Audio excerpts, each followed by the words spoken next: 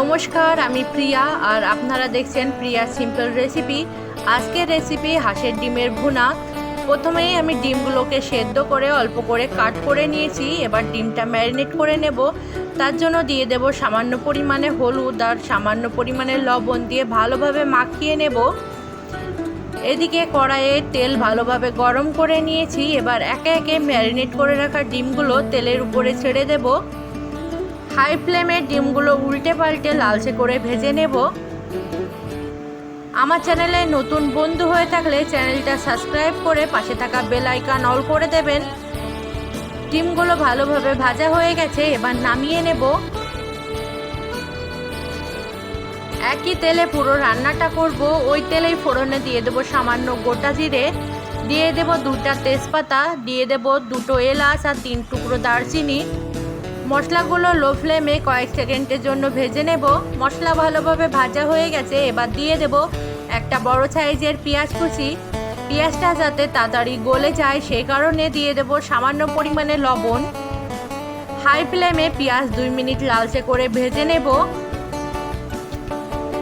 পেঁয়াজ ভালোভাবে ভাজা হয়ে গেছে, এবার দিয়ে দেব 1 চামচ আদা রসুন বাটা। লো ফ্লেমে 1 থেকে 2 মিনিট মশলাগুলো ভালোভাবে ভেজে নেব। এবার দিয়ে দেব হাফ চামচ জিরে বাটা, দিয়ে দেব হাফ চামচ লাল লঙ্কা বাটা। মশলাগুলো আবারও মিডিয়াম টু লো ফ্লেমে 1 থেকে 2 মিনিট ভালোভাবে কষিয়ে নেব। মশলা ভালোভাবে কষানো হয়ে গেছে, এবার দিয়ে দেব একটা বড় সাইজের টমেটো কুচি। টমেটো কুচি ভালোভাবে মশলার সাথে মিশিয়ে নেব। টমেটো ভালোভাবে মেশানো হয়ে গেলে লো ফ্লেমে ঢাকা দিয়ে রেখে দেব 2 মিনিটের জন্য।